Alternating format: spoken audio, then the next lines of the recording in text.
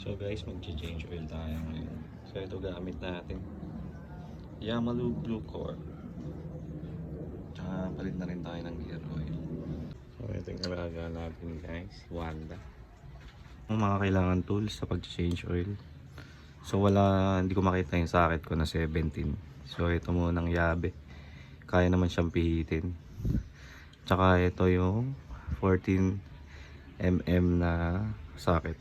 So yung 17 para siya dun sa filter. Kasi ito sa mismong drain plug ng oil drain plug. Napihit na natin. So ngayon naman guys, tanggalin natin ito.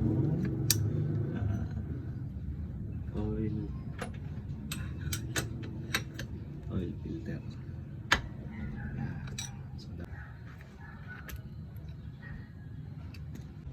So ito nga pala guys yung oil filter dito sa may katabi ng drain plug.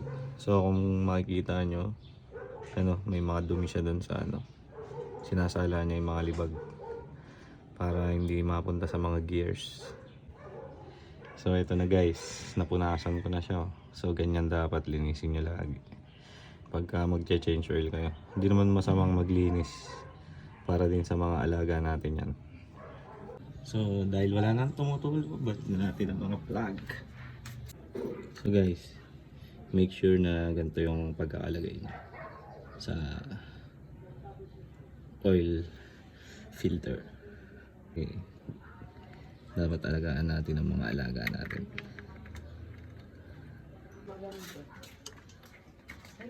So yan. Huwag nyo siyang gaanong higpit. Yung tamang higpit lang. Baka sumubok. So ito, ganyan. Santayin nyo muna siyang mag-swap bago nyo pihitin. Dapat napipihit nyo siya ng so ganun din. Hindi natin siya kailangang pakahigpitan. Yung tamang higpit lang. Yan. Moment of truth guys, kung legit tong nabili natin guys. So kailangan yung laman niya is color blue. So ito, sali natin siya sa takip. Yun.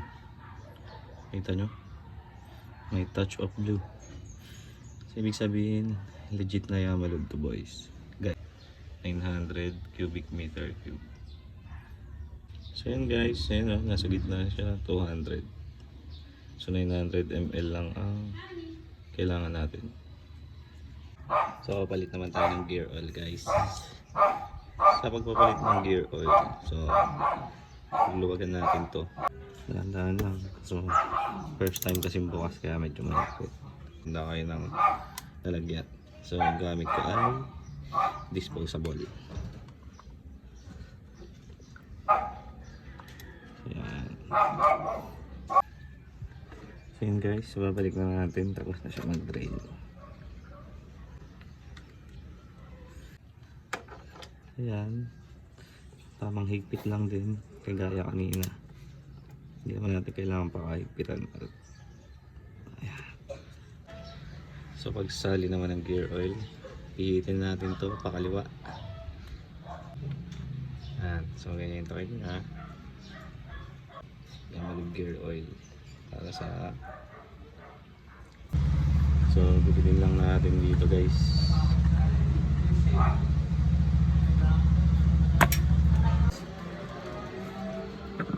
So ubusin natin yan. Yan, tinudo natin guys. So dapat smooth lang ang pagpihit. Pag di siya smooth, ibalik nyo. Tapos try ulit hanggang sumawa nyo smooth. So pakanan. Check tayo guys. Yan yung unang change oil natin. So yan. Unang change oil natin ay nangyari ng 706 kilometers. Comment kayo guys kung ilang kilometers kayo nag-change oil. Testing.